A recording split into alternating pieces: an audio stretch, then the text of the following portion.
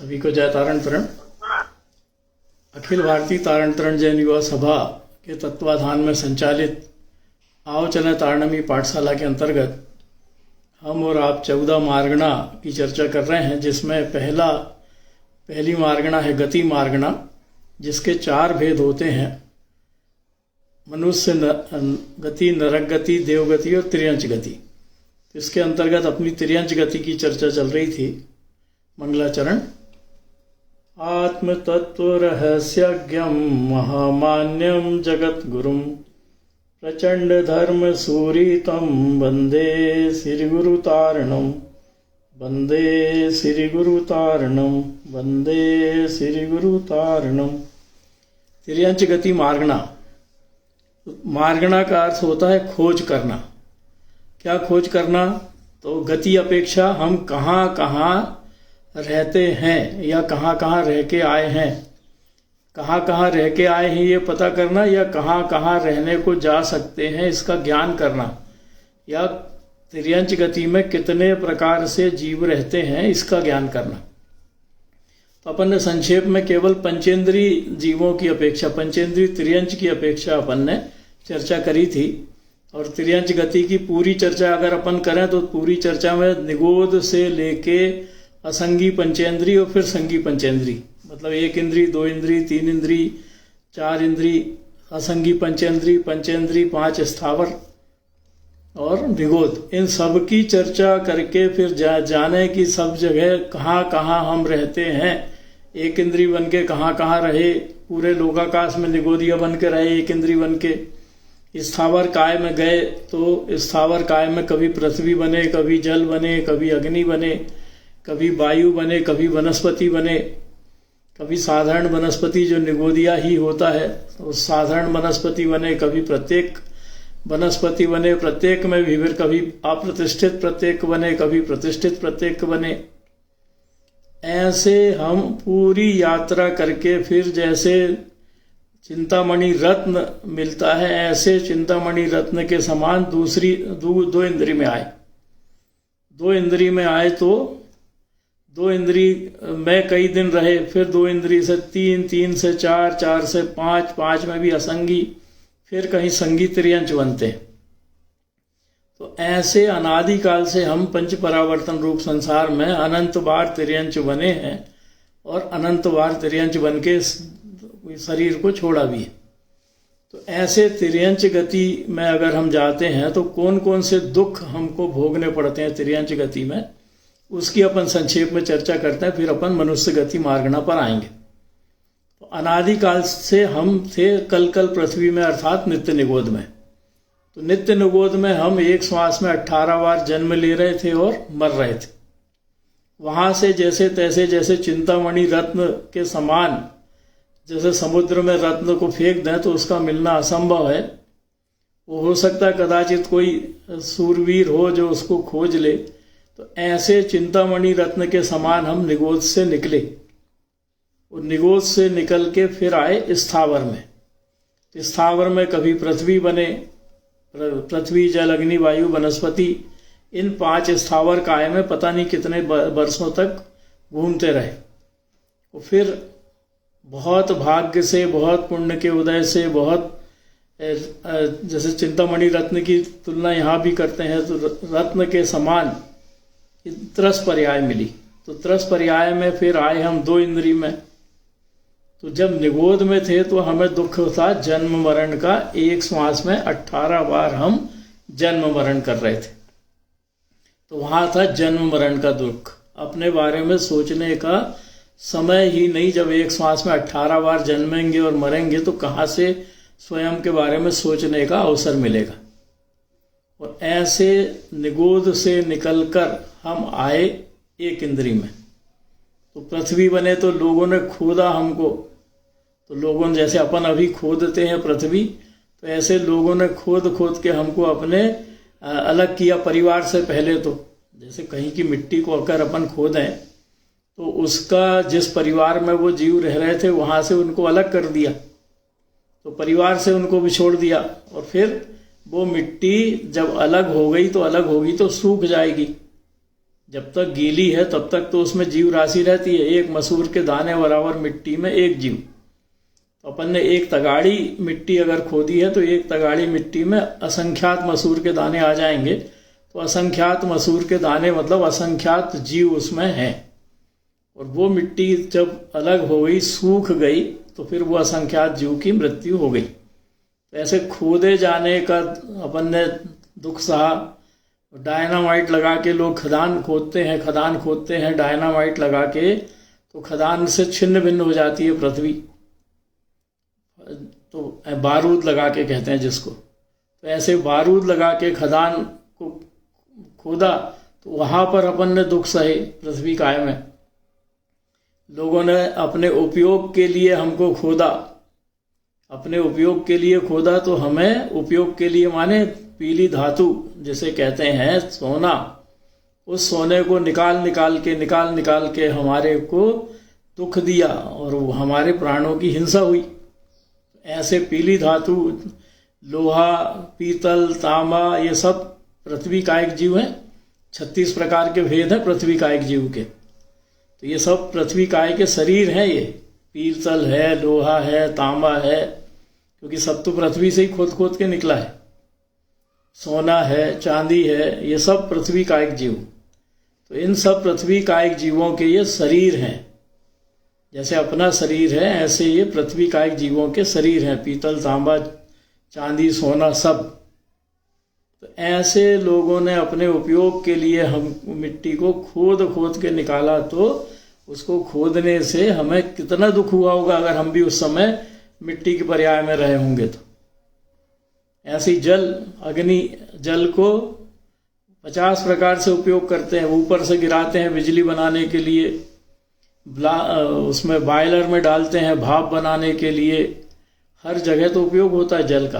तो कितनी बार उसको गर्म करते हैं और कितनी बार वो ठंडा होता है, गर्म होता है, ठंडा होता है। जितनी बार गर्म होता है उतनी बार उसकी मृत्यु होती है। और ठंडा होता है तो उसके बाद अगर वो ठंडी स्थिति में रखा रहे 48 मिनट तक, तो फिर उसमें जीव राशि पैदा हो जाती। तो ऐसे अनंत बार जल काय बन के पैदा हुए और मरे, पैदा हुए और मरे। और लोगों ने हमको गर्म कर करके मारा, उबाल उबाल के मारा। फिर अग्नि बने, तो अग्नि जलाई बुझाई, जलाई बुझाई। जलने बुझने का 50 बार दुख सहते हैं अपन। अग्नि को जलाते बुझाते हैं तो अग्नि के जलाने बुझाने का दुख। वायु कायिक बने, तो वायु कायिक में तो कितने सारे दुख हैं। जब पंखा चलता है तो कितने सारे वायु कायिक जीव मरते हैं। तो पंखा चला के हमको मारा, कूलर चला के हमको मारा, एसी चला के हमको मारा।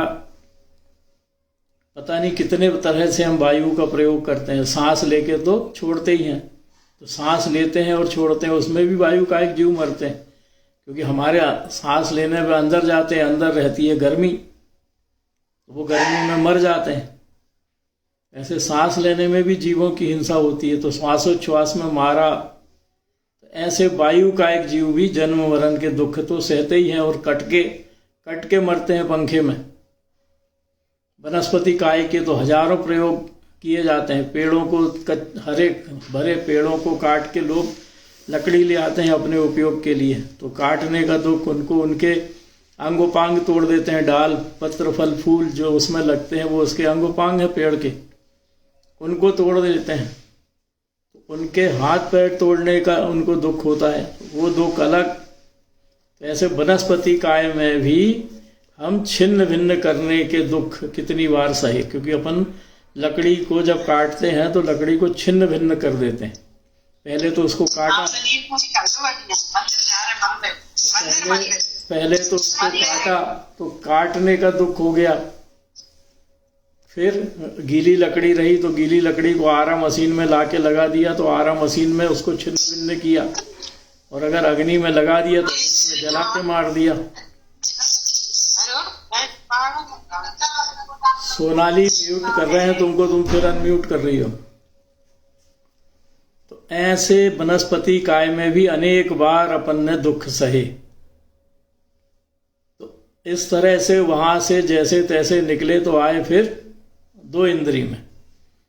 2 इंद्री में नाली के कीड़े बने, इल्ली, किल्ली, लट, चावल में उग गए इल्ली बन के, हैं कितने प्रकार की इल्लियाँ होती, सब्जी में उग गए इल्ली बन के, जब बटाना छीलते तो निकलती ना हरे कलर की इल्ली, वो 2 इंद्रिय जीव है। तो वो बेचारा था तो वहाँ खा रहा था प्रेम से, यहाँ आके अपन ने उसको कहीं भी फेंक दिया, तो कहीं भी फेंक दिया तो वो मरेगी वो इल्ली, तो उसकी भी संभाल नहीं करी अपन ने। ऐसे 2 इंद्रिय जीव भूख प्यास की तो उनको रहती है, नाली में जो खाने को मिल जाए वही खाएंगे, या जहाँ पड़ गए, जैसे आटा बहुत दिन रखा रहे तो आटे में भी उत्पन्न हो जाती है लट, लट भी 2 इंद्रिय जीव है। तो इस तरह से ना जाने कहाँ कहाँ पैदा होके और मरते रहे, 2 इंद्रिय में अनेक दुख सहे। 3 इंद्रिय बने, घुन बन गए गेहूं के, चींटी बन गए, जू बन गए सिर के, तो सिर के जू बन गए तो भी मारे गए लोगों द्वारा, घुन बन गए तो भी धूप में डाल के मारे गए, चींटी बन गए तो चींटी बन के भी दुख ही सहे, घूमते रहे बिना आँख के इधर उधर। फिर आए 4 इंद्रिय में, मक्खी बन गए, भौरा बन गए, मकड़ी बन गए, नहीं मकड़ी नहीं, मकड़ी तो 5 इंद्रिय। तो ऐसे हम मक्खी बन के, मच्छर बन के उड़ते रहे और लोगों के द्वारा मारे जाते रहे, क्या करके, धुआं कर करके। ये मक्खी मारने का भी पाउडर आता है, लोग उसको भी डाल देते हैं। फिर बने असंगी पंचेंद्री, तो मन नहीं था तो मन में निपट अज्ञानी रहे, और निपट अज्ञानी रहे और भक्ष अभक्ष का सेवन करते रहे और ना जाने कितने प्रकार के दुख सहे। फिर बने संगी पंचेंद्री, तो संगी पंचेंद्री बने तो हिरण बन गए, शेर बन गए, बैल बन गए, गाय बन गए, कुत्ता बन गए, बिल्ली बन गए, भैंस बन गए। और यहाँ पर मन मिला तो मन मिलने के बाद भी ताड़न मारण छेदन भेदन भूख प्यास भारारोपण आदि के अनेक कष्ट सहे। ऐसे पंचेंद्री में तिर्यंच बन के मन सहित होने के बाद भी अविवेकवान होने के कारण भक्ष अभक्ष का भक्षण करते रहे और ना जाने कितने दुख सहते रहे। तो ऐसे तिर्यंच गति में जाना अगर है हमको तो क्या करना चाहिए हमें? तिर्यंच गति में अगर हमको जाना है तो हमें खूब छल कपट करना चाहिए, खूब मायाचारी करना चाहिए, लोगों को खूब धोखा देना चाहिए, व्यापार करने में कम कीमत की वस्तु ज़्यादा कीमत की वस्तु में मिलाकर बेचना चाहिए। जो चीज़ जिस दाम की है उससे कई गुना मुनाफा लेके उसको बेचना चाहिए। लोगों को कह के विश्वास दिला के कि मैं ये तुमको दे रहा हूँ, इससे पहले मैंने किसी को ऐसा नहीं दिया, तुम मेरा विश्वास करो, और विश्वास कह के धोखा देना चाहिए। अपने भीतर कुटिलता के परिणाम होना चाहिए, घर में भेदभाव रूप व्यवहार होना चाहिए। अगर हम 5 इंद्रिय के विषय भोगना चाहते हैं और वो भोगने को नहीं मिले तो उनको साम दाम दंड भेद के बाद साम दाम दंड भेद का उपयोग करके भोगने का प्रयास करना चाहिए। ठीक है, बोले कोई? नहीं, उल्टा है वहाँ उल्टा है भगवान। तो अगर हम ऐसा करते हैं तो हम तिर्यंच गति में जाएंगे। तो अगर हमें तिर्यंच गति में नहीं जाना है तो हमें सावधान हो जाना चाहिए कि भैया लाभ में भी जो मिलना है वो धन संपत्ति मेरे लाभांतराय कर्म के क्षयोपशम से मिलेगी। मैं किसी को धोखा देके कभी भी कमाई नहीं कर सकता। मेरे दुकान पे जो सामग्री है उसका क्षेत्र से क्षेत्रांतर होना क्रमबद्ध निश्चित अटल है, और वो क्षेत्र से क्षेत्रांतर होगी उसकी उपादान शक्ति से मैं तो मात्र उसमें निमित्त रहूंगा। मुझे विचार ही नहीं करना चाहिए कि ग्राहक को धोखा देके मैं उसको वो वस्तु दे दूं। अगर वो वस्तु उस ग्राहक के यहाँ जानी है तो उसको कोई नहीं रोक सकता, और नहीं जानी है तो कोई उसको भिजा नहीं सकता। ऐसा अटल सिद्धांत का निर्णय लेंगे, 5 समवाय पर विश्वास करेंगे और किसी भी प्रकार की मायाचारी को करने से बचेंगे। घर में अगर देवरानी जेठानी के बच्चे हैं और मैं देवरानी हूँ और जेठानी का बच्चा और देवरानी मेरा बच्चा दोनों खड़े हैं, तो दोनों के प्रति मेरे भीतर समभाव होना चाहिए। मेरे भीतर कुटिलता नहीं होनी चाहिए कि इसको कम और इसको ज़्यादा। वो भी मायाचारी है। दिखावे के लिए कि मैं घर का बहुत काम करता हूँ या करती हूँ, दूसरों के सामने दिखावे के लिए ऐसे प्रयास नहीं करना चाहिए, क्योंकि अगर आप काम कर रहे हैं तो सबको दिख रहा है और नहीं कर रहे हैं तो वह भी दिख रहा है। अर्थात कौन प्रदर्शन करता है और कौन वास्तव में काम करता है ये सबको पता है। और बाहर वाला कोई आए तो वो तो 2 दिन 3 दिन 4 दिन के लिए आया, उसको मतलब नहीं कि तुम्हारे घर में क्या हो रहा है। तो अगर हम प्रदर्शन पे विश्वास रखते हैं और काम करते नहीं हैं तो फिर हम मायाचारी कर रहे हैं, और ऐसे मायाचारी के परिणाम से हमें तिर्यंच गति में जाना पड़ेगा।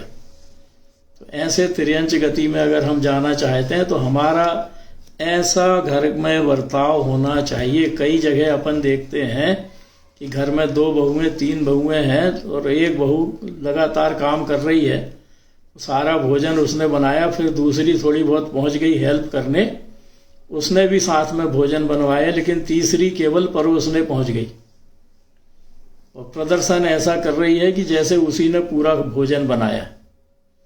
लोगों को मनुहार करके ऐसे ऐसे खिला रही है जैसे उसी ने सबको खिलाने का बिल्कुल सबके प्रति उसको जैसे प्रेम होता है।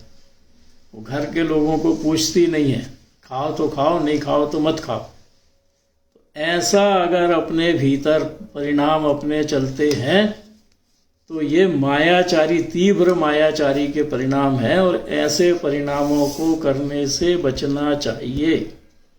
क्योंकि अगर हम ऐसे परिणाम लगातार करेंगे तो हमें निश्चित रूप से तिर्यंच गति का ही बंध होगा। और फिर तिर्यंच गति में हम कहाँ कहाँ जा सकते हैं ये अपन ने देख लिया। निकले अगर मान लो 2000 सागर की यात्रा पूरी हो गई हो, सादिक 2000 सागर की, तो फिर वापस निगोद में जाने की तैयारी भी है ऐसे परिणामों के कारण। अगर सादिक 2000 सागर की यात्रा पूरी हो गई है और मायाचारी के परिणाम है तो इतर निगोद की तैयारी हमको कर लेना चाहिए। तो ऐसे तिर्यंच गति में जाने के परिणाम से बचें तो तिर्यंच गति मार्गणा समझने का कोई लाभ है, और नहीं तो तिर्यंच गति मार्गणा तो केवल जानकारी है। ऐसा भी विचार आ रहा है मन में जी, जैसे आपने बहुओं का उदाहरण दिया, उसको हम लोगों को समझ में आ जाता, पर धीरे से बोलते कि आज सब्जी बहुत तेज हो गई, तो परसने वाली तुरंत बता देती कि मैंने नहीं, वो मंझली वाली ने पकाई। हाँ, बता देती ना, वो फिर वहां पे अपने ऊपर नहीं लेती ब्लेम, लेकिन वो परस रही है तो परसने का उसको वो तो मिलता ही है कि भैया अरे आगे आगे काम कर रही है, सारा काम इसी ने किया है। मतलब उसके मन में ये भाव रहता है कि लोग मुझे अच्छा कहें। वो मायाचारी के ही परिणाम है, किसी के भी हों। और ऐसा करने की प्रवृत्ति वाला निश्चित रूप से बाद में परेशान होता ही है, क्योंकि मायाचारी के साथ उसके संकलेश परिणाम भी होते हैं। संकलेश परिणाम ऐसे कि वो आगे आगे काम करे और उसकी बड़ाई नहीं हो तो फिर उसको दुख होता है। बड़ाई नहीं करते लोग, कुछ लोग ऐसे अपने मेहमान आ जाते हैं जो पहले से उसको जानते हों, तो वो जानने वाले तो बड़ाई करते नहीं है, तो फिर उसको दुख भी होता है कि देखो, वो सुनाने लगती फिर उल्टा उन्हीं मेहमानों को कि देखो कैसे लोग हैं, जरा सा मुंह से बोल नहीं फूटे, इतना मैंने किया, मना के खिलाया तो भी किसी ने नहीं कहा। तो उसको संकलेश परिणाम भी होते हैं फिर, और वो संकलेश परिणाम में वो असाता वेदनी कर्म का बंद करती है, नीच गोत्र का बंद करती है, अशुभ नाम कर्म का बंद करती है, और उल्टी मान्यता के कारण दर्शन मोहिनी का बंद करती है, अज्ञान के कारण ज्ञानावर्णी दर्शनावर्णी का बंद करती है, और चारित्र मोहिनी का तो बंद होते ही, क्योंकि क्रिया में उसके कसाय भाव है। तो ऐसे बहुत सारे हर चीज में कर्म सिद्धांत को लगा के अगर अपन समझेंगे तो सावधान होने में अपने को सुविधा रहेगी। तो अब तिर्यंच गति का मार्गणा का प्रकरण अपना पूरा हुआ। इसमें और किसी को कुछ कहना हो तो अपनी बात कहें, फिर अपन आगे चलते हैं मनुष्य गति में। मनुष्य गति मार्गणा मतलब मनुष्य गति के बारे में जानना या मनुष्य गति की खोज। कहाँ कहाँ मनुष्य होते हैं और हम अगर मनुष्य बने तो कैसे कैसे मनुष्य बने हैं, क्योंकि पंच परावर्तन में ऐसी कोई पर्याय नहीं है जो अपन ने धारण नहीं की। छोटा से छोटा निगोद वाला 8 प्रदेश वाला शरीर भी अपन ने ग्रहण किया है और बड़ा से बड़ा महामत्स्य वाला भी अपन ने शरीर ग्रहण किया है। भोग भूमि में जाके हमने 6,000 धनुष वाला शरीर भी ग्रहण किया है। तो ऐसे 3-3 पल्ल की आयु भी वहाँ पर अपन ने भोगी है, 3-3 पल्ल की आयु। और 6,000 धनुष या 3 कोस भी कहा जाता है, कहीं कहीं टीकाकारों ने उसको 3 कोस ऊंचा शरीर भी लिखा। 3 कोस माने 6 मील, 6 मील माने 9 किलोमीटर, 9 किलोमीटर ऊंचा शरीर भोग भूमि में अपना बना है। अपन गए हैं वहाँ, और ऐसा भी नहीं कि नहीं गए, क्योंकि हर प्रकार के कर्म तो अपन करते हैं, अच्छे भी और बुरे भी। तो कई बार मुनि भी बने हैं, बाल तप भी करे हैं और मुनि बन के भोग भूमि भी गए हैं, व्रत नियम संयम करके आहार दान आदि देके। तो अब मनुष्य गति मार्गणा में अपन सबसे छोटी परिभाषा जो पढ़ते हैं तो वो तो यही है कि मनुष्य गति नाम कर्म के कारण जो हमको शरीर मिलता है उसको बोलते हैं मनुष्य गति। मनुष्य गति या मनुष्य शरीर मिलना मनुष्य गति। तो अब इसकी गाथा अपन पहले गोमटसार जीवकांड के आधार पर मनुष्य गति की या मनुष्य किसको कहते हैं इसकी परिभाषा पढ़ते हैं। इसमें तो इतना बढ़िया लिखा है कि मनुष्य को कैसा होना चाहिए। अपन मनुष्य हैं जो हे गे उपादेय का निर्णय नहीं करते। अपन मनुष्य हैं जो तत्व अतत्व की पहचान नहीं करते। अपन मनुष्य हैं जो आप्त और अनाप्त को जानते नहीं। अपन मनुष्य हैं जो धर्म अधर्म को जानते नहीं। जैसे रचना बहन जी आज कह रही थी कि बाहुबली की मूर्ति है, भरत की नहीं है। क्यों? अरे जो पूछ रहा है उसको तो अपने को ये उत्तर देना चाहिए कि भरत हो चाहे बाहुबली हो, हम तो सारे जितने भी सिद्ध परमात्मा बन गए हैं सबको भगवान मानते हैं। और वहां पर भरत और बाहुबली का भेद ही नहीं है। चाहे भरत हो चाहे बाहुबली हो, वो तो सिद्ध हैं और सिद्ध के रूप में हम उनको मानते हैं। हम उनको मूर्ति के रूप में तो मानते ही नहीं। तो ये होता है आप तो अनाप्त का निर्णय। जी मामा जी, हमने यही बोला था, लेकिन नवीन मामा जी हैं, उन्होंने पूछा था हमसे कि आप जी बताओ, तो हमने कि हम अपन तो यही मान रहे हैं कि वो तो मोक्ष गए, तो मूर्ति से क्या करना। लेकिन हमने कहा बोलने में तो यही आ रहा कि भगवान की मतलब बाहुबली की है और भरत की दिखती नहीं है। ऐसे तो अनंत सिद्ध हुए हैं, अनंत सिद्ध हुए हैं ना। पांडव भी तो हुए, युधिष्ठिर नकुल सहदेव को छोड़ के युधिष्ठिर भारत और अर्जुन ये भी तो हुए हैं। तो ऐसे तो अनंत सिद्ध हुए हैं जी। लेकिन अनंत सिद्ध में सबकी मूर्ति क्यों नहीं बनी फिर? तो मूर्ति का तो यही बोला था, मूर्ति का तो है ही नहीं, फंड ही नहीं है। ये तो मेरे और आपके द्वारा बनाई गई व्यवस्था है कि मैंने बना दिया कि भैया अब मुझे लग रहा है कि पूजा करने से मेरी कुछ कमाई हो, तो पूजा करने के लिए जो आदमी आएगा उसको मैं दिखाऊंगा क्या। तो मैंने उठा के बना दी एक मूर्ति। पहले एक बनाई, लोगों को लगा कि अरे वाह यहाँ तो भगवान बैठे हैं, तो भगवानों ने अंधभक्ति शुरू करी, मेरी कमाई शुरू हो गई। तो फिर मैंने 24 बना दी, 24 तीर्थंकर के नाम पे 24 बना दी। तो 24 भगवान की पूजा होने लगी तो और दान पुण्य बढ़ गया, 24 दान पेटी रखा गई और मेरी कमाई बढ़ गई। तो फिर मैंने और 3 24 का बना दिया, 3 24 की 72 पेटी रख दी दान पेटी। 72 दान पेटी में दान आने लगा। फिर और जितने जितने प्रचलित हुए उनकी मूर्ति बना दी। ऐसे सब बन गए। फिर तो ये तो जो भट्टारक प्रथा चली थी उस समय से ये मूर्ति का प्रचलन आया।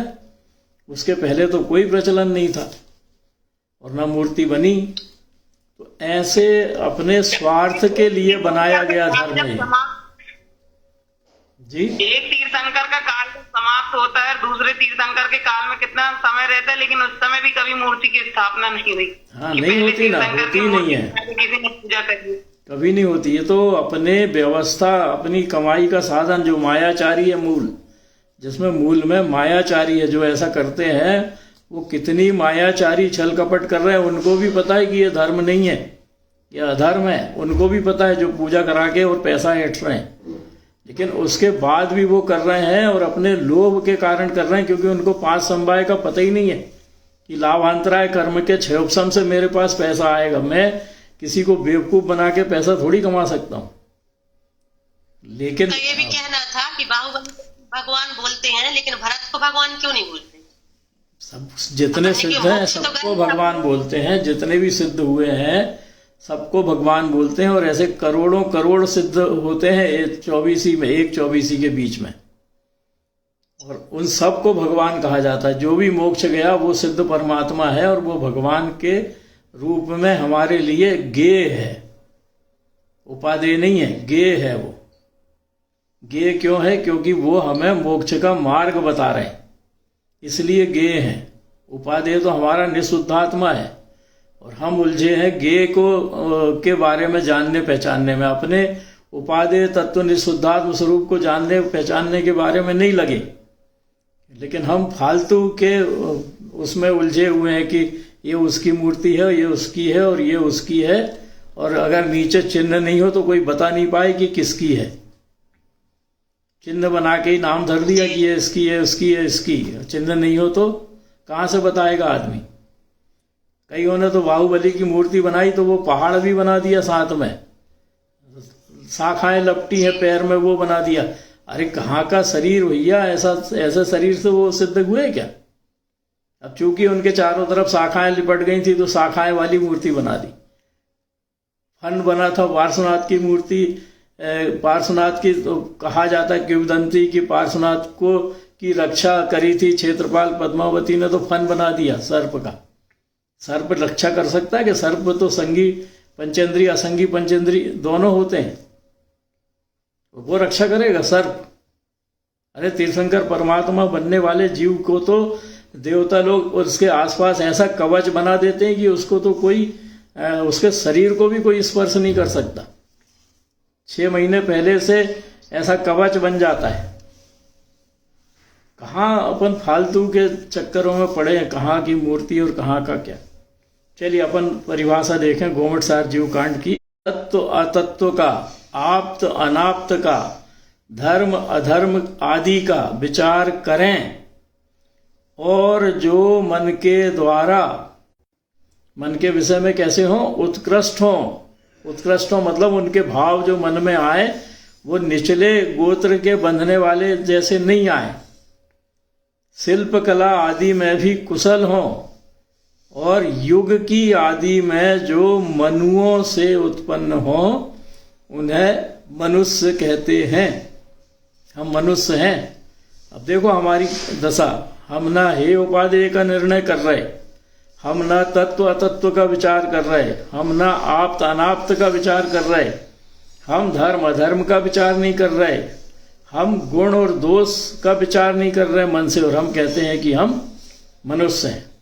अरे गोमटसार जीव कांड की गाथा है ये 149 नंबर की, जिसने मनुष्य को परिभाषित किया कि मनुष्य का मतलब जो मनन करे कि ये मेरे लिए हे है, ये मेरे लिए गे है, ये मेरे लिए उपादेय है, और ऐसा निर्णय करके फिर उपादेय को तत्व और शेष को अतत्व मान के निर्णय करे। फिर जो आप्त हैं, जितने सिद्ध परमात्मा हैं या जितने अनंत परमात्मा हैं, उन्होंने जो मार्ग बताया है उस मार्ग पे चले, अनाप्त की बात ना सुने, अनाप्त से जुड़े नहीं, 6 अनायतन 3 मूर्ता से जुड़े नहीं, ऐसा बताने वालों से नहीं जुड़े।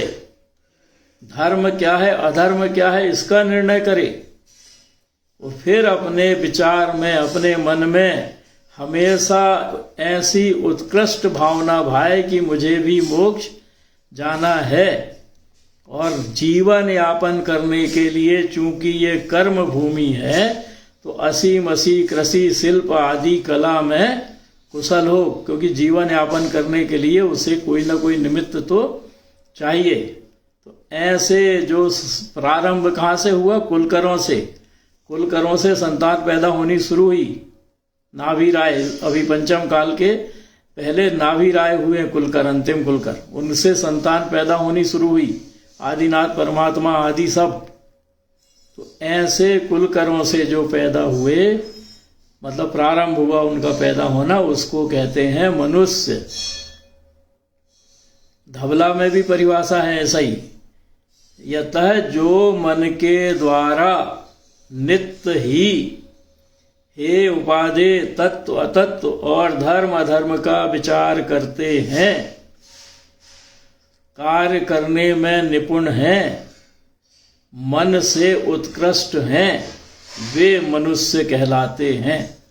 तो हम विचार करें कि मनुष्य गति में तो अपन हैं, लेकिन क्या हम मनुष्य हैं धवला के अनुसार या गोमटसार के अनुसार? अगर हम हे उपादेय का निर्णय प्रति समय करते हैं कि ये मेरे लिए हे है और ये मेरे लिए उपादेय है, तो फिर हम मनुष्य, क्योंकि उपादेय तो केवल एक निःशुद्धात्मा है, उसके अलावा उपादेय कोई है ही नहीं। हे है तो मेरे मन के निकृष्ट विचार हे हैं, मेरे मन में जो विपरीत भावना, विपरीत परिणमन मेरा जो आत्मा का है वो हे है, अर्थात जिनके कारण आश्रव और बंध होता है अशुभ कर्मों का, वो पूरी तरह से हे है। और ऐसे भाव जिनके कारण मेरे शुभ कर्मों का आश्रव और बंध होता है, वो एक देश उपादेय है। एक देश उपादेय इसलिए क्योंकि संसार में अभी हमको छायिक सम्यक दर्शन नहीं हुआ है, इसलिए अशुभ से बच के शुभ भाव करना एक देश उपादेय है। वो एक देश उपादेय तब होगा जब हम तत्वों का ज्ञान करेंगे, कौन सा तत्व हमारे लिए उपादेय है, कौन सा गेय है, कौन सा हे है, इसका निर्णय करेंगे। 7 तत्व अपन पढ़ते हैं, जीव, अजीव, आश्रव, बंध, संबंध, निर्जरा, मोक्ष। तो मेरी आत्मा के अलावा जो कुछ भी है वो सब मेरे लिए अजीव है। जितने भी जीव संसार में हैं वो भी मेरे लिए अजीववत हैं। अजीववत क्यों है? क्योंकि वो मेरे से भिन्न है। मेरा निःशुद्धात्मा ही मेरे लिए उपादेय है, शेष सब मेरे लिए हे हैं। अजीव तत्व गे हैं, हे नहीं गे। गे इसलिए क्योंकि उनको जानूंगा तभी मैं निर्णय कर पाऊंगा। और हे क्या है? तो हे के लिए अपन ने पढ़ा कि आश्रय और बंध तत्व मेरे लिए हे है। संबर निर्जरा एक देश उपादेय है, क्योंकि संबर जब तक छायिक सम्यक दर्शन नहीं होगा तब तक तो आत्म में रमण होता नहीं है। तो आत्मा में रमण नहीं होता तो तब तक अशुभ कर्मों का बंध ना हो, शुभ कर्मों का बंध हो, ऐसे मैं मन में चिंतन विचार करूं। इस अपेक्षा से संबर निर्जरा एक देश उपादेय और पूर्ण उपादेय जब मैं अपने में समा जाऊं तो वो हो जाएगा मोक्ष। भाव मोक्ष हो चाहे द्रव्य मोक्ष हो, तो ऐसे मोक्ष या मैं निज आत्मा, ये मैं उपादेय है मेरे लिए।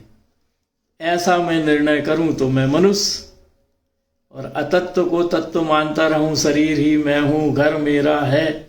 व्यवहार में कहने में बुराई नहीं है, लेकिन घर मेरा है, दुकान मेरी है, बेटा मेरा है, पति पत्नी मेरे हैं, ऐसा मानता रहूं, धन संपत्ति मेरी है, तो फिर मैंने अतत्व को अपना मान लिया, तो फिर कहाँ का मैं मनुष्य। धर्म कहते हैं केवल किसको? अपने निःशुद्धात्मा में रमण करने को कहते हैं धर्म, और बाकी सब है अधर्म। लेकिन व्यवहार से पूजा पाठ व्रत नियम संयम वो भी कब? जब हम अजीव और जीव को भिन्न करके पूजा पाठ नियम संयम व्रत करें तो उसको अपन कह देते हैं व्यवहार से धर्म, क्योंकि वो धर्म में सहकारी है। व्यवहार से धर्म नाम का कोई शब्द होता नहीं, लेकिन अपन कह देते हैं कि व्यवहार से धर्म है। और अधर्म को तो पूरी तरह छोड़ देते हैं। किसी भी अतत्व अर्थात पुद्गल को भगवान अगर हम मान रहे हैं तो हम मिथ्यात्व का तीव्र सेवन कर रहे हैं, और ये अधर्म के खाते में जाता है। किसी को कुछ चढ़ा रहे हैं, इसका मतलब है कि हम उससे कुछ चाहते हैं। तो भगवान तो अजर अमर अविनाशी हैं और सिद्ध शिला में विराजमान है, उनकी तो दृष्टि भी किसी पर नहीं है। तो वो किसी के बारे में विचारेंगे कैसे, किसी के पदार्थ को ग्रहण कैसे करेंगे। और मैं उनको पदार्थ चढ़ा रहा हूं तो मेरे से बड़ा अज्ञानी कोई दूसरा नहीं। और अगर मैं ऐसा कर रहा हूं तो मैं गोमट सार की परिभाषा या धवला की परिभाषा के अनुसार मनुष्य भी नहीं हूं। तो मनुष्य गति में तो आ गया मैं, और मनुष्य हूं नहीं। मनुष्य हूं नहीं मतलब मेरा आचरण कैसा है? जब मैं विवेकवान नहीं हूं तो मेरा आचरण कैसा है बताएं कोई? जब मुझे तत्व अतत्व का विवेक नहीं है, जब मुझे हे उपादेय का विवेक नहीं है, मुझे धर्म अधर्म का विवेक नहीं है, भक्ष अभक्ष का विवेक नहीं है, तो मैं कौन? बताएं किसके समान? मैं किसके समान? बोले भाई, किसके समान हैं हम सब? जी, पशु के समान। मनुष्य तो विवेक बिना पशु के समान गिना। तो बताओ अपन किसके समान जीवन जी रहे हैं मनुष्य बन के? अगर हमें विवेक नहीं है तो हम तिर्यंच के समान जीवन जी रहे नहीं। आए हैं मनुष्य गति में और जीवन जी रहे हैं तिर्यंच गति वाला। और अपन कह रहे हैं कि मैं बड़ा धन्ना सेठ, मैं बड़ा आदमी, मेरी इतनी प्रतिष्ठा, मेरे साथ इतनी पदवी, और जीवन जी रहे हैं किसके समान? तिर्यंच के समान।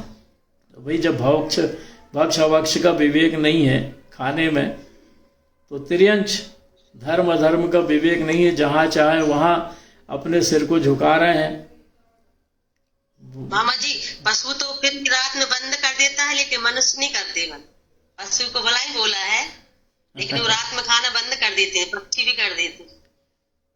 हाँ, कह सकते हैं। मनुष्य तो फिर मतलब आप ये कहना चाहते हैं कि तिर्यंच से भी गए बीते हैं? तिर्यंच से भी गए बीते करता है। तिर्यंच तो पेट भरता है, मनुष्य तो पेट ही भरने में लगा रहता है।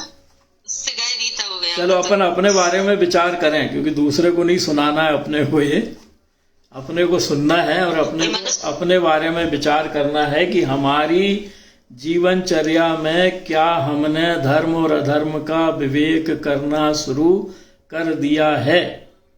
क्या हमने तत्व अतत्व का विचार हम करते हैं? क्या हम आप्त और अनाप्त में भेद करते हैं? क्या हम सच्चे देव अरहंत और सिद्ध परमात्मा को ही मानते हैं, शेष किसी को सच्चे देव नहीं मानते? व्यवहार से भी उन्हें देव नहीं मानते, क्योंकि निश्चय हो चाहे व्यवहार, देव तो केवल है, व्यवहार से देव हैं अरहंत और सिद्ध परमात्मा, और निश्चय से सच्चा देव तो मेरा निशुद्धात्मा है। और मेरा निशुद्धात्मा में शरीर में विराजमान है, और अरहंत और सिद्ध परमात्मा, अरहंत परमात्मा वर्तमान में विदेह क्षेत्र में विराजमान है, और सिद्ध परमात्मा लोक के अग्रभाग में विराजमान। मतलब इस धरती पर तो है ही नहीं, इस भरत क्षेत्र के आर्यखंड के भरत क्षेत्र में तो है ही नहीं। तो जब यहां पर नहीं है तो फिर मैं किसको भगवान मान के पूजन करने जा रहा हूं? किसको भगवान मान के अर्घ्य चढ़ाने जा रहा हूं? किसको भगवान मान के जल चढ़ाने जा रहा हूं? किसको भगवान मान के धागा बांधने जा रहा हूं? किसको भगवान मान के दारू चढ़ाने जा रहा हूं? विचार तो करें, किसको भगवान मान के मैं 9 दिन के व्रत रख रहा हूं? अपने 10 लक्षण चल रहे हैं, उस 10 लक्षण की तो खबर नहीं है कि हमारे भी 10 लक्षण चल रहे हैं, लेकिन दूसरों के 9 दिन चल रहे हैं, वो 9 दिन हमको पता है। और उस 9 दिन में जैसा वो करते हैं वैसे ही हम भी करते हैं। क्यों करते हैं? हम भी कन्या भोजन कराते हैं। क्यों कराते कन्या भोजन? क्योंकि भैया जी वो ये मानते हैं ना कि उसमें क्या है, स्वच्छंदी प्रवृत्ति है ना, खूब खाओ, जो चीज लग जाए वो खाओ। बोले जैनियों के व्रतों में क्या है, कुछ मत खाओ, जे मत करो, कि मैं कितने कठिन व्रत हैं जैनियों के। आलू खाते हैं, आलू की पुड़ी, आलू की सब्जी, आलू की पुड़ी, आलू चिप्स तलिए, आलू तलिए। अपन कह रहे हैं कि आलू में अनंत जीव है भैया, उनको खाओ मत। ये बताते ना कि दिन भर खाओ, फरारी चीज दिन भर खाओ। उनके व्रतों में आलू की पुड़ी खाई जाती। चलिए छोड़े, अपन है कि नहीं ऐसे, अपन एक बार टटोल जरूर लें, क्योंकि अगर अपन ऐसे हैं तो अपन भी तिर्यंच के समान है, अविवेकवान। और अगर हम सही में मनुष्य बनना चाहते हैं तो तारण स्वामी ने जो मार्ग दिया है उस मार्ग से बड़ा मनुष्य बनने के लिए दूसरा मार्ग तो वर्तमान में दिखाई नहीं देता, क्योंकि तारण स्वामी ने वही कहा है जो जिनैन परमात्मा ने बताया है। तो मनुष्यों के होते हैं दो भेद। कहाँ कहाँ रह के आए अपन, इसकी अपन संक्षिप्त चर्चा करते हैं। तो मनुष्यों के दो भेद होते हैं, एक होते हैं कर्म भूमिज और दूसरे होते हैं भोग भूमिज। भोग भूमिज में जी जयतारण बाबा, जैसे कोई बच्चा वो छोटा है अभी और वो अपने मन से पता नहीं कहाँ से सीख लेता है और बोलता है कि मैं ये नहीं खाऊंगा, इसमें ऐसा है, ये नहीं खाऊंगा, तो माँ बाप उसको मतलब रोकते हैं कि अभी तुम बहुत छोटे हो, ये नहीं छोड़ना। तो ऐसा करना चाहिए नहीं करना चाहिए? नहीं करना चाहिए। क्यों करना चाहिए? कि पेट भरने के लिए केवल अभक्ष्य ही है? अगर आप उसको, वो कह रहा है बोर्नवीटा मुझे नहीं पीना है, तो आप घर का जो गुड़ है उस गुड़, बोर्नवीटा में रहता क्या, गुड़ ही तो रहता है, तो गुड़ को भी तो दूध में घोल के दे सकते हो उसका घून बढ़ाने के लिए है। उसके ताकत आए तो ताकत के लिए आप किशमिश भी तो दे सकते हो उबाल के दूध में। किशमिश से भी खून बढ़ता है, किशमिश से भी अगर कहा जाए कि मजबूत होता है, शरीर मजबूत होता है, तो अल्टरनेट तो सब चीज के हैं। लेकिन हम समस्या ये है कि हम करें क्या, हमें इतनी मेहनत करनी नहीं है कि किशमिश उबालेंगे तो 1.5 घंटे में उबलेगी और बोर्नवीटा घोलेंगे तो 2 मिनट में घुल जाएगा। तो हमें तो वही करना है जो शॉर्टकट में हो। कौन घंटे भर तक पहले से उठेगा और किशमिश उबालने रखेगा दूध में और उबालेगा और उबलेगा, जब तक उसका कलर नहीं उतरे तब तक किशमिश का स्वाद नहीं आएगा, तो कौन इतनी मेहनत करेगा। इसलिए हम बच्चों को वही देते हैं जो हम चाहते हैं। बच्चा सीख गया है अगर कि अभक्ष्य नहीं खाना, तो बिल्कुल नहीं खिलाना चाहिए। उसमें तो और अपने को डबल दोष लगेगा नहीं जी मामा जी। तो ऐसे अंतर्दीवच भोग भूमिज भी होते हैं और तीसरे प्रकार के होते हैं सम्मूर्छन। भोग भूमिज जो है 2 प्रकार के होते हैं, कुभोग भूमि वाले और एक भोग भूमि वाले, सुभोग भूमि कह लो अपन, और तीसरे होते हैं सम्मूर्छन। तो अब इसमें मनुष्य के प्रकार देखें अपन कर्म भूमिज में, तो कर्म भूमिज में 2 प्रकार के मनुष्य होते हैं, आर्य और मलेच्छ।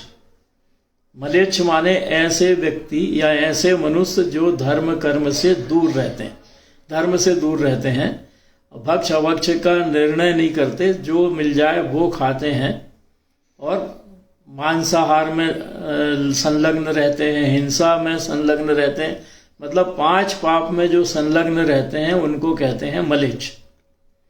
तो आर्यखंड, मलेच्छ खंड, भोग भूमि, तो इस प्रकार से 4 जगह मनुष्य रहते हैं, आर्यखंड में, मलेच्छ खंड में, भोग भूमि में और कुभोग भूमि में। तो कहाँ कहाँ रहते हैं मनुष्य, मतलब अपन पैदा हुए होंगे तो अपन आर्यखंड मतलब भरत ऐरावत क्षेत्र, ये आर्यखंड कहलाते हैं, या मलेच्छ खंड जो भरत ऐरावत छोड़ के बाकी के 5 खंड इस जम्बू द्वीप में भरत क्षेत्र और ऐरावत क्षेत्र में है, वो कहलाते हैं मलेच्छ खंड।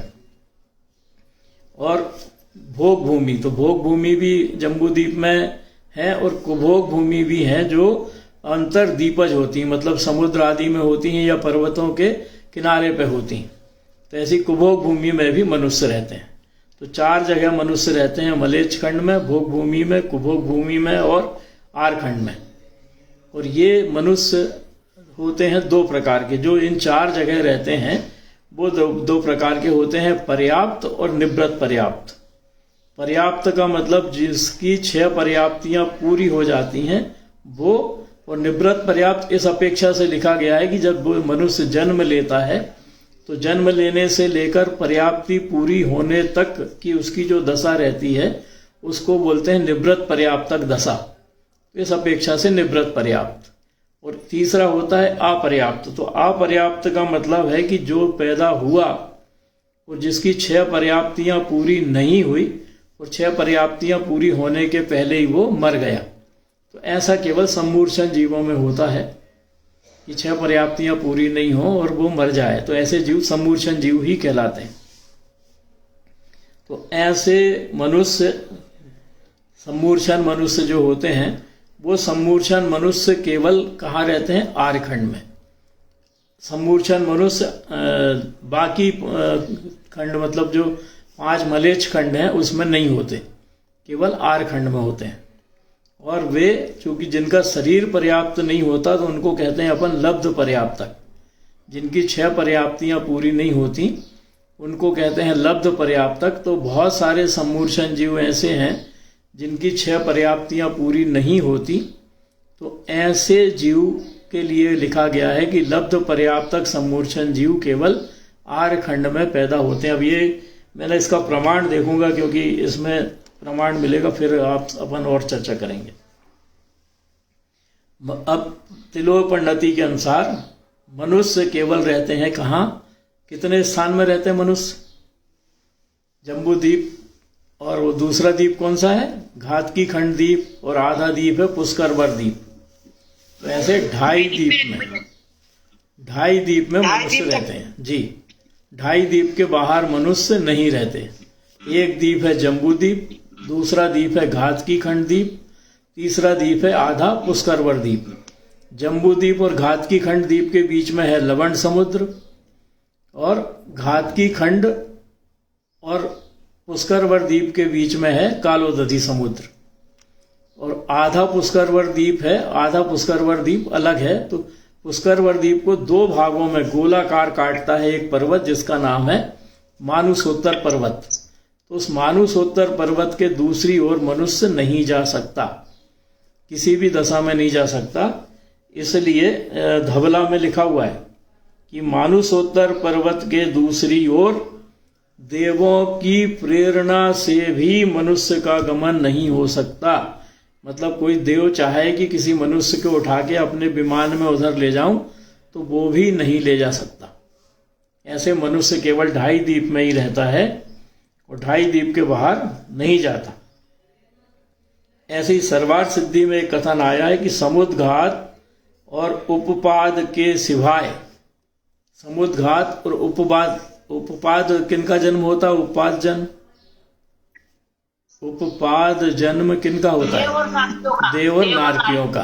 तो इस अपेक्षा से केवल देव 2.5 द्वीप के बाहर जा सकते हैं, और समुद्घात के समय केवली परमात्मा जब समुद्घात करते हैं तो समुद्घात के समय उनके शरीर के, उनके आत्मा के प्रदेश पूरे लोकाकाश में फैलते हैं।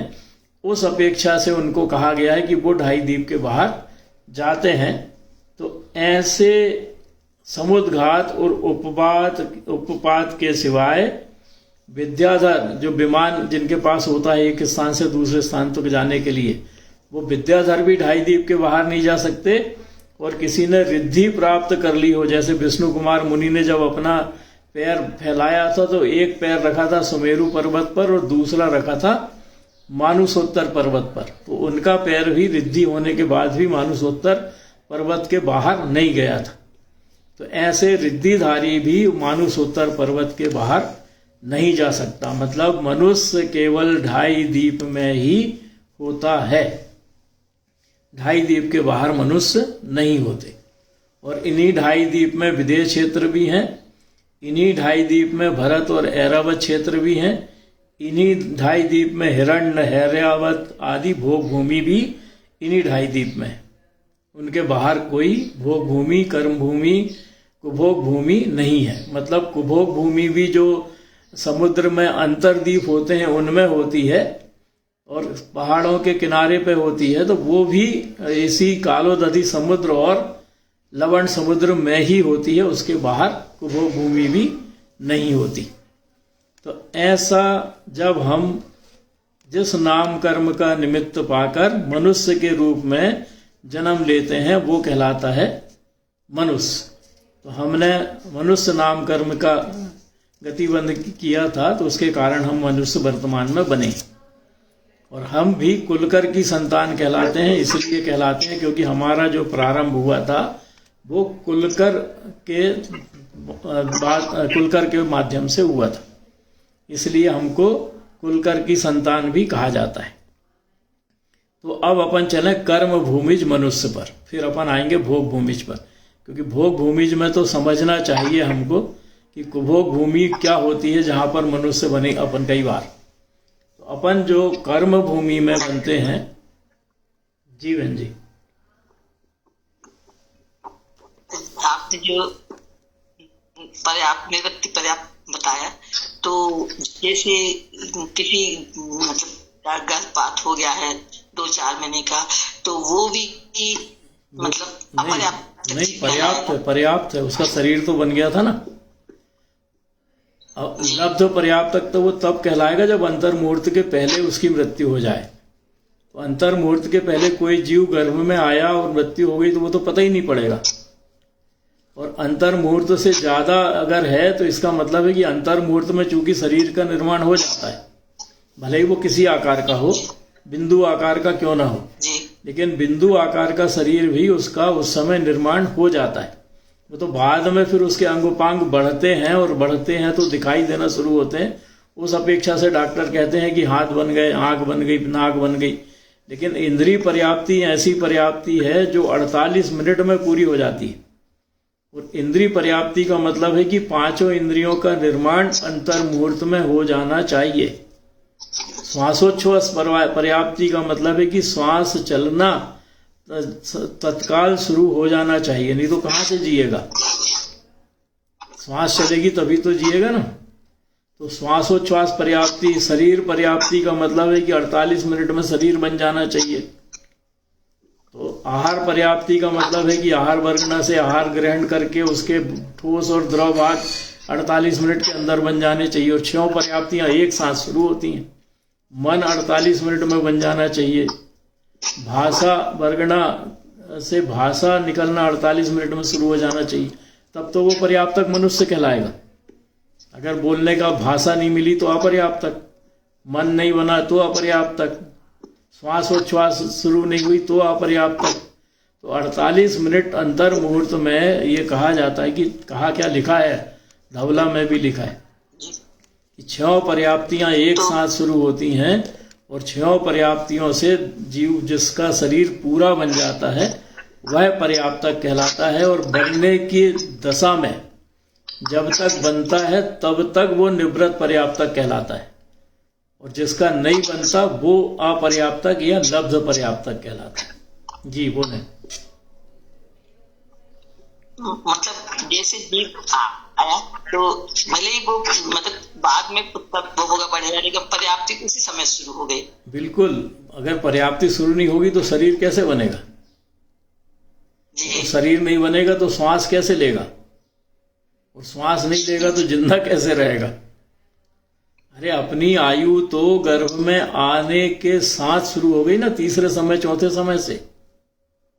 तो वो आयु का मतलब श्वासोच्छ्वास तो उसी के साथ शुरू हो गई। एक एक सांस कम होना शुरू हो गई अपनी उसी समय से। और आयु पर्यंत जो श्वास चलेगी श्वास रुक जाएगी कि नहीं, जैसे ही आयु पूर्ण होगी तो श्वास चलना बंद हो जाएगी कि नहीं अपने आप। तो शरीर बनेगा तभी तो ये प्रक्रिया शुरू होगी ना। और शरीर बनेगा तो प्रक्रिया शुरू होगी। तो शरीर बनने की प्रोसेस है 48 मिनट। 48 अपने को भले ही वो शरीर दिखे ना, डॉक्टरों की पकड़ में आए ना, क्योंकि बिंदु आकार का हो सकता है थोड़ा, या अंगुल के आकार का हो सकता है, दिखे नहीं डॉक्टरों को, अंगुल के आकार भी बहुत बड़ा हो जाता है। तो ऐसे शरीर का बनना तो निश्चित है 48 मिनट में। और 48 मिनट में शरीर बन के और वो पूरा हो जाता है। और उसके लिए तो अपने को विचार ही नहीं करना चाहिए कि जैसे कई लोगों को भ्रांति है कि जीव मरता है तो पलट के फिर देखने आता कि मैं कैसा, मेरे बारे में लोग क्या सोच रहे। अरे जो मर गया वो तो तीसरे समय में, चौथे समय में दूसरी जगह जन्म ले लिया। अब जहां जन्म ले लिया वो शरीर छोड़ के आएगा क्या? क्या उसके बस में है शरीर छोड़ के आना?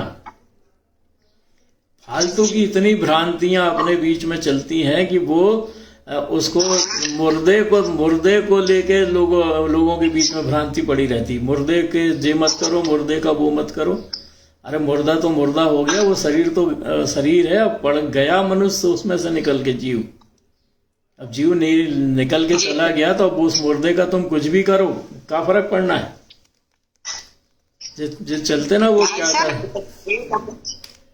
कौवे को खिलाने वाला काम। जी कह के सुना है किसी की भी मतलब मृत्यु के बाद या उसका जो भी कार्यक्रम हो रहा है, मतलब तो बोलते हैं कि उनके पुण्य की उदय से ऐसा हो रहा है। तो ऐसा किस अपेक्षा से कहते हैं लोग? कहाँ से उनके पुण्य के उदय से हो रहा है? ये तो अपनी इज्जत बढ़ाने के लिए कर रहे।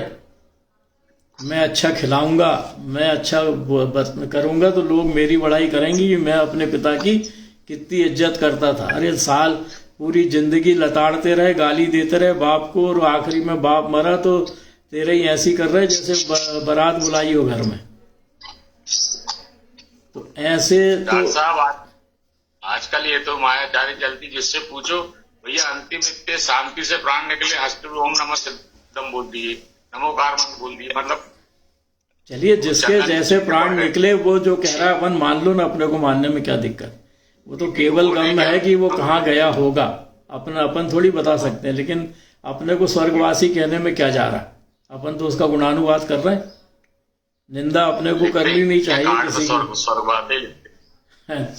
अपने को किसी की निंदा नहीं करनी चाहिए, इसलिए अपन उसको स्वर्गवासी कह रहे हैं।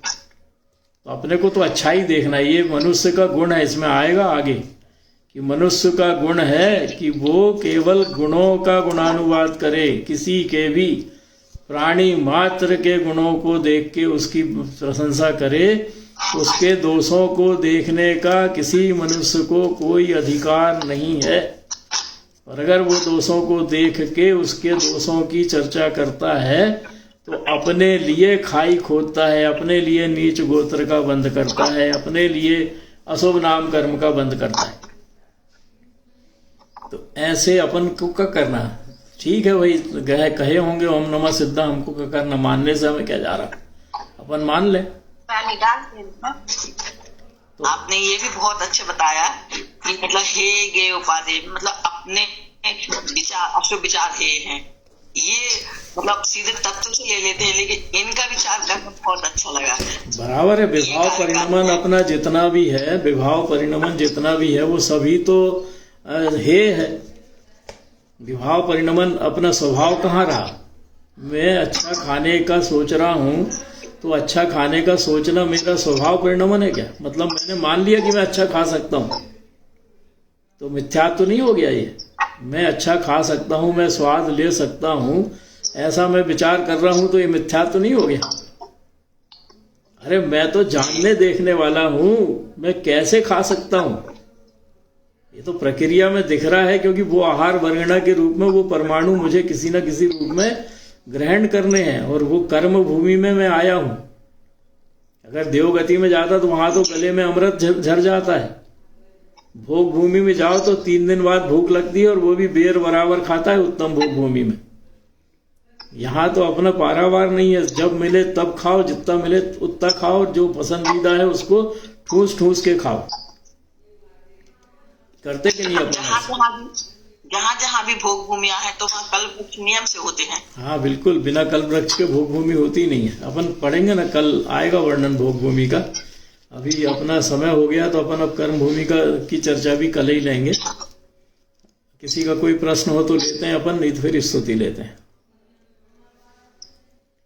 निज निधि निज में बताई, यह अनंत उपकार है। इसके लिए जिन वाणी माँ को वंदना सतवार, वंदना सतवार है।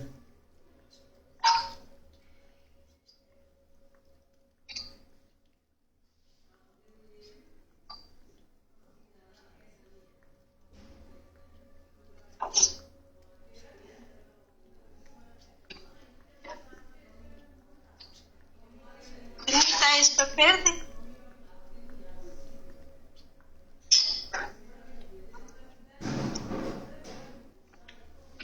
बोलिए श्रीमद जिन तारण मंडलाचार्य महाराज की जय हो।